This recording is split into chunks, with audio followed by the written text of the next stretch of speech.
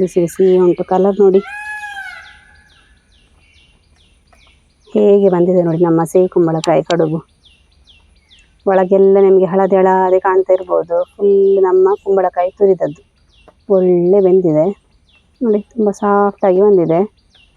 ನಿಮ್ಮ ಮನೇಲಿ ಒಂದ್ಸಲ ಇದನ್ನು ಟ್ರೈ ಮಾಡಿ, ಭಾರಿ ರುಚಿ ಇರ್ತದೆ. ಬೆಳಗಿನ ಬ್ರೇಕ್ಫಾಸ್ಟಿಗೆಲ್ಲ ಮಾಡ್ಕೋಬೋದು. ತುಂಬ ಸಿಂಪಲ್ ಆಗಿದೆ, ಏನು ಕಷ್ಟ ಇಲ್ಲ ಮಾಡಲಿಕ್ಕೆ. ಫ್ರೆಂಡ್ಸ್, ಇವತ್ತು ನಾವು ಸಿಹಿ ಕುಂಬಳಕಾಯಿಯಿಂದ ಒಂದು ಕಡುಬು ಹೇಗೆ ಮಾಡೋದಂತ ಹೇಳಿ ನೋಡುವ. ಭಾರಿ ಒಂದು ರುಚಿಯಾದ ರೆಸಿಪಿ. ನಮ್ಮ ಹಳ್ಳಿ ಕಡೆಯಲ್ಲೆಲ್ಲ ಜಾಸ್ತಿಯಾಗಿ ಮಾಡ್ತಾ ಇರ್ತೇವೆ. ಬೆಳಗಿನ ತಿಂಡಿಗೆಲ್ಲ ಮಾಡ್ಬೋದು. ಹೇಗೆ ಮಾಡೋದಂತ ಹೇಳಿ ನೋಡುವ ಅಲ್ಲ. ವಿಡಿಯೋ ಸ್ಟಾರ್ಟ್ ಮಾಡುವ. ನಾನು Asha Udupa Kateel. Welcome back to Karavali mirror.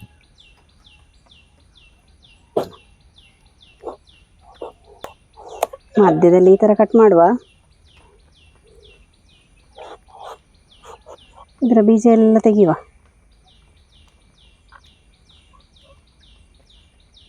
ಬೀಜ ಎಲ್ಲ ಏನು ಬಿಸಾಕ್ಲಿಕ್ಕಿಲ್ಲ. ಇದರದ್ದು ಚಟ್ನಿ ಎಲ್ಲ ಮಾಡಿ ಯೂಸ್ ಮಾಡ್ಬೋದು. ನೋಡಿ ಈ ಥರ ಎಷ್ಟಾಗ್ತದೆ ಅಷ್ಟು ಫುಲ್ಲು ತೆಗಿಬೇಕು. ನೋಡಿ ಬೀಜ ಎಲ್ಲ ತೆಗೆದಾಯಿತು. ಇನ್ನಿದರ ಸಿಪ್ಪೆಯನ್ನು ತೆಗಿತಾ ಬರುವ. ತೆಳುವಾಗಿ ತೆಗಿಬೇಕು. ಅಂದರೆ ಇದರಲ್ಲಿ ಸಿಪ್ಪೆ ತುಂಬ ಗಟ್ಟಿ ಇರ್ತದೆ. ನಮ್ಮ ಕಡುಬಿಗೆ ಅದನ್ನೆಲ್ಲ ಹಾಕಿದರೆ ಒಳ್ಳೆಯದಾಗೋದಿಲ್ಲ. ಹಾಗೆ ನಮಗೆ ಎಷ್ಟು ತೆಳುವಾಗಿ ತೆಗಿಲಿಕ್ಕೆ ಬರ್ತದೋ ಅಷ್ಟು ತೆಳುವಾಗಿ ತೆಗೆದರೆ ಆಯಿತು.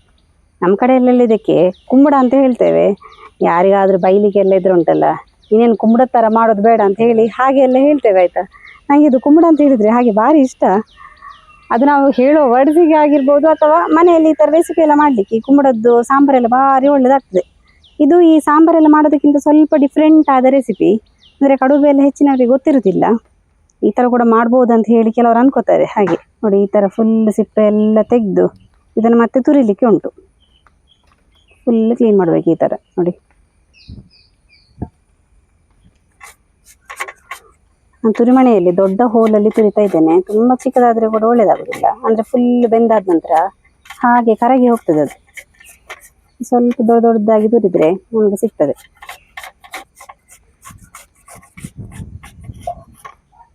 ಎಂತ ಇದುಂಟಲ್ಲ ನಮ್ಮ ಸಿಹಿ ಕುಂಬಳಕಾಯನ್ನು ಚಂದ ತುರಿದಿದ್ದು ನೋಡು. ಈ ಥರ ಎಳೆ ಎಳೆಯಾಗಿ ಬರ್ತದೆ ತುರಿದ್ರೆ. ನಾವು ಇದರಿಂದ ಇವತ್ತೊಂದು ಒಳ್ಳೆ ಕಡುಬು ಮಾಡುವ ಆಯ್ತಾ. ಆಯ್ತಮ್ಮ. ನೋಡಿ ನಾನಿಲ್ಲಿ ಒಂದು 2 ಲೋಟ ಆಗುವಷ್ಟು ದೋಸೆ ಅಕ್ಕಿಯನ್ನು ತಗೊಂಡಿದ್ದೇನೆ. ಒಂದು 4 ಗಂಟೆಗಳ ಕಾಲ ನೆನೆಸಿಟ್ಟಿದ್ದೇನೆ ನೋಡಿ. ಚಂದ ತೊಳೆದು ನೆನೆಸಿದ್ದು. ಇನ್ನು ಮಿಕ್ಸಿಗೆ ಹಾಕುವ. ನೀರನ್ನೆಲ್ಲ ತೆಗೆದು ಮಿಕ್ಸಿಗೆ ಹಾಕಬೇಕು. ನಾನು ಇಷ್ಟು ಅಕ್ಕಿ ಒಂದು ಅರ್ಧ ಲೋಟದಷ್ಟು ನೀರನ್ನು ಸೇರಿಸಿದೆ.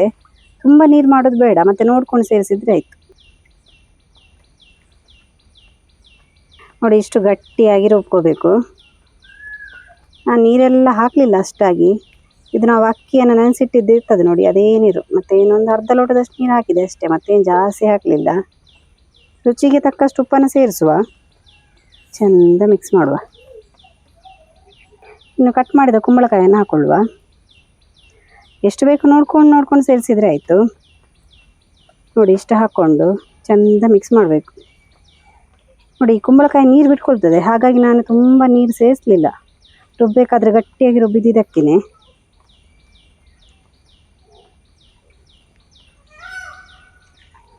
ಅಂದರೆ ಈ ಕುಂಬಳಕಾಯಿದ್ದು ಕಡುಬಲ್ಲಿ ನಮಗೆ ಕುಂಬಳಕಾಯಿ ಜಾಸ್ತಿ ಸಿಗಬೇಕು. ನೋಡಿ ಯಾವಾಗ ಉಂಟಲ್ಲ, ನಾನು ಗಟ್ಟಿದ್ದನ್ನು ನೋಡಿ ಸ್ವಲ್ಪ ನೀರನ್ನು ಸೇರಿಸಬೇಕಾಗ್ತದೆ ಅಂತೇಳಿ ಅಂದ್ಕೊಂಡೆ. ಆದರೆ ಈ ಕುಂಬಳಕಾಯಿ ಹಾಕಿದ ಮೇಲೆ ನೋಡಿ ಅಂತೆ ಅದರ ನೀರೆಲ್ಲ ಬಿಟ್ಕೊಂಡಿದೆ. ನೋಡಿ ಇಷ್ಟು ಹದ ಸರಿ ಉಂಟು, ಇನ್ನೇನು ನೀರು ಮಾಡೋದೇ ಬೇಡ. ನೋಡಿ ಬಾಳೆ ಎಲೆಯನ್ನು ಚೆಂದ ತೊಳೆದು ಬಾಡಿಸಿ ಎಲ್ಲ ತಗೊಂಡು ಬಂದಿದ್ದೇನೆ ನೋಡಿ. ಈ ಥರ ನಾವು ಬಾಡಿಸಿದರೆ ಮಡಚಲಿಕ್ಕೆಲ್ಲ ಭಾರಿ ಒಳ್ಳೆಯದಾಗ್ತದೆ. ಇದ್ರದ್ದು ಬೇಗ ಹರಿತದೆ. ಇನ್ನು ನಾವು ಕಡುಬಿಗೆ ಎಷ್ಟು ಹಿಟ್ಟು ಬೇಕು ಅಷ್ಟು ಹಿಟ್ಟನ್ನು ತೆಗಿಬೇಕು. ಶೇಪಿಗೆಲ್ಲ ಏನು ಮಂಡೆ ಬಿಸಿ ಮಾಡಬೇಕಂತಿಲ್ಲ, ಉದ್ದಕ್ಕೆ ಈ ಥರ ಮಾಡ್ಕೋಬೋದು. ಇದನ್ನು ಹಾಗೆ ಮಡಚುವ. ಫುಲ್ ಕವರ್ ಆಗಬೇಕು.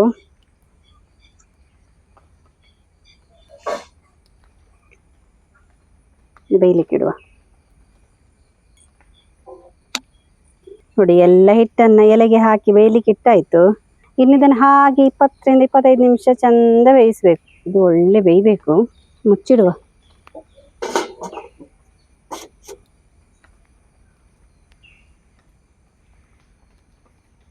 ಒಳ್ಳೆ ಬೆಂದಿದೆ ನೋಡಿ. ನಮ್ಮ ಬಾಳೆ ಎಲೆದು ಕಲರ್ ನೋಡಿ, ಯೆಲ್ಲೋ ಕಲರ್ ಆಗ್ತಾ ಬಂದಿದೆ.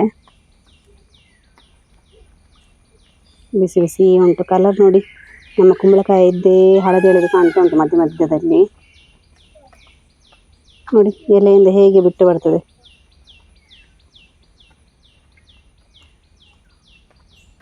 ಹೇಗೆ ಬಂದಿದೆ ನೋಡಿ ನಮ್ಮ ಸಿಹಿ ಕುಂಬಳಕಾಯಿ ಕಡುಬು. ಒಳಗೆಲ್ಲ ನಿಮಗೆ ಹಳದಿ ಹಳದಿ ಕಾಣ್ತಾ ಇರ್ಬೋದು. ಫುಲ್ ನಮ್ಮ ಕುಂಬಳಕಾಯಿ ತುರಿದದ್ದು ಒಳ್ಳೆ ಬೆಂದಿದೆ ನೋಡಿ, ತುಂಬ ಸಾಫ್ಟಾಗಿ ಬಂದಿದೆ. ನಿಮ್ಮ ಮನೇಲಿ ಒಂದ್ಸಲ ಇದನ್ನು ಟ್ರೈ ಮಾಡಿ, ಭಾರಿ ರುಚಿ ಇರ್ತದೆ.